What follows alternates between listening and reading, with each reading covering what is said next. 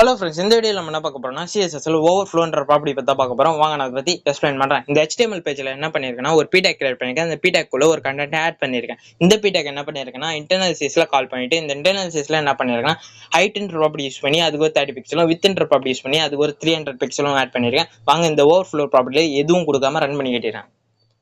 பார்த்தீங்களா, அந்த content add ஆகிட்டு ப்ளஸ் அதுக்கு வித்து செட் ஆயிருக்கு, ஆனால் ஹைட் செட் ஆகணும். இந்த ஹைட்டை செட் பண்ணுறதுக்கு தான் நம்ம இந்த ஓவர்ஃப்ளோன்ற ப்ராப்பர்ட்டி யூஸ் பண்ணுறோம். இந்த இடத்துல என்ன பண்ண போறோம்னா இந்த இடத்துல டிஃபால்ட்டான வேல்யூ நான் இந்த இடத்துல டிக்ளேர் பண்ணுறேன். இந்த இடத்துல விசிபிள் தான் டிஃபால்ட்டான வேல்யூ. வாங்க இப்போ ரன் பண்ணுவோமா? பார்த்தீங்களா, அந்த கண்டென்ட்ல எந்த சேஞ்சஸும் இல்லை. இந்த இடத்துல நான் என்ன பண்ண போறேன்னா ஹிட்ன்ற ஒரு வேல்யூ இருக்கு, அதை நான் ஆட் பண்ணுறேன். இந்த இடத்துல ஹிட்ன்ற வேல்யூ ஆட் பண்ணிட்டு வாங்க இப்போ ரன் பண்ணுவோமா? பார்த்தீங்களா, அந்த ஹைட்டு ஒரு 30 பிக்சல் கொடுத்ததுனால அந்த 30 பிக்சல் அளவுக்கு தான் அந்த லாரம் கண்டென்ட் வந்து ஷோ ஆயிருக்கு. இவ்வளோதான் ஃப்ரெண்ட்ஸ் இந்த வீடியோ. இதுலேயே இன்னும் டைப்ஸ் ஆஃப் வேல்யூஸ் எல்லாம் இருக்கு, அதை பற்றி நம்ம அடுத்த வீடியோவில் பார்க்கலாம். இது மாதிரி இன்னும் நிறைய இன்ஃபர்மேஷன் நீங்கள் தெரிஞ்சுக்கணும்னா மறக்காம என்னோட சேனல் சப்ஸ்கிரைப் பண்ணுறேங்க. அடுத்த வீடியோவில் பார்க்கலாம்.